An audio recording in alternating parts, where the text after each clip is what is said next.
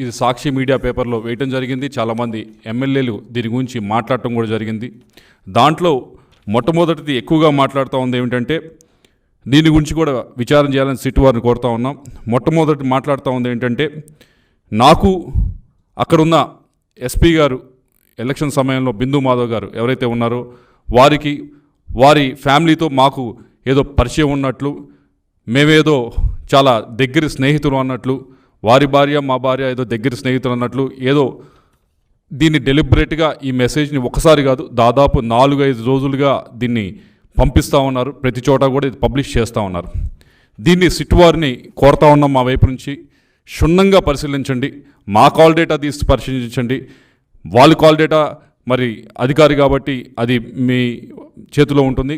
మా వైపు నుంచి మా కాల్ డేటా, మా చుట్టుపక్కల ఉన్న వారి కాల్ డేటా ఏదైతే ఉందో వాటిని తప్పకుండా తీసి పరిశీలించాలని చెప్పి కోరుతా ఉన్నాం. ఏదైతే ఎస్పీ బిందు మాధవ్ గారి ఫ్యామిలీ పైన ఏ విధంగా ఏదో నిరాధారమైన ఆరోపణలు చేస్తూ ఉన్నారో, ఏదో మాకు వారికి సంబంధం ఉందని, ఇది పూర్తి అవాస్తవం.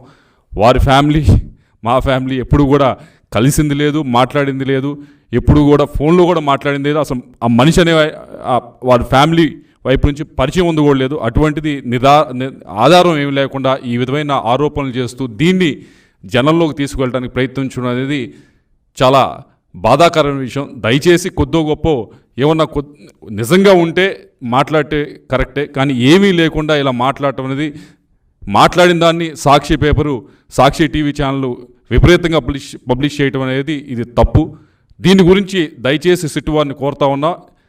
నేను మామూలుగా అయితే ఏదో దీని గురించి తప్పించుకొని చేయొచ్చు, అలా కాకుండా నేనే సిట్ వారిని లెటర్ రాస్తా ఉన్నా. అయ్యా, మా ఫ్యామిలీ వైపు నుంచి కానీ వాళ్ళ ఫ్యామిలీ వైపు నుంచి కానీ ఏమైనా పరిచయం ఉంటే దయచేసి ఇప్పుడు కాదు, ఈ నెల రోజుల నుంచి కాదు, గడిచిన 4-5 సంవత్సరాల నుంచి ఏమైనా పరిచయం ఉన్నా, ఇప్పుడు నేను కలిసినా, ఇప్పుడు నేను ఫోన్లో మాట్లాడినా దయచేసి అది బయట పెట్టాలని చెప్పి కోరుతా ఉన్నాను. ఇంతకంటే ఓపెన్గా ఎవరు కూడా ఛాలెంజ్ చేయలేరు, అంత ఓపెన్గా నేను ఛాలెంజ్ చేస్తూ ఉన్నాను. రెండవది చెప్తా ఉంది ఏమిటంటే, ఏదో మాకు ఆ రోజు ఎలక్షన్ రోజు పోలీసుల వైపు నుంచి ఇదిగోండి టీడీపీ చెప్పినట్లు ఆడిందని చెప్పి ఏదో కథనం, పల్నాడులో హింసకు పోలీసులే కారణం అని, అట్టడుగున టీడీపీకి సహకారం అని చెప్పి ఒకరోజు ఇలా వివిధ ఆర్టికల్స్ని పబ్లిష్ చేయడం జరిగింది. అయ్యా, మేము ఎలక్షన్స్కి 15-20 రోజుల ముందే దానికి సంబంధించిన ఆఫీసర్స్ అందరికీ కూడా ఎస్పీ గారు, ఐజీ గారు అందరినీ కూడా కలిసి మా వైపు నుంచి ఒక లెటర్ ఇవ్వడం జరిగింది. ఇదిగోండి మేము ఐడెంటిఫై చేసిన ఈ 140 నుంచి 150 సెన్సిటివ్ బూత్స్, ఇది ఓపెన్ లెటర్, ఇదేమి దాచేది కాదు, మీరు చెక్ చేసుకోవచ్చు. ఇది నేను పబ్లిక్గా మీడియాకు కూడా ఇస్తున్నాను, యూ క్రాస్ చెక్ ఇట్. 140 నుంచి 150 బూత్స్ ఉన్నాయి, మొత్తం సెన్సిటివ్ బూత్స్ మా పార్లమెంట్లో. దీనికి సంబంధించి మీరు కొద్దిగా బందోబస్తు అనేది జాగ్రత్తగా చేయాలి అని చెప్పడం జరిగింది. చెప్పినప్పుడు ఇంకో విషయం కూడా చెప్పాం, మేము ఇవ్వటమే కాదు, అటువైపు పార్టీ వాళ్ళు కూడా ఇస్తారు. ఒక 140, 150 ఈ 300 బూత్స్ని మీరు సరిగ్గా మ్యాన్ చేస్తే చాలు, ఇక్కడ ఎటువంటి ఇబ్బందికరమైన సంఘటనలు జరగవు, ఎటువంటి వైలెన్స్ జరగదని చెప్పి మేము ఇవ్వటం జరిగింది.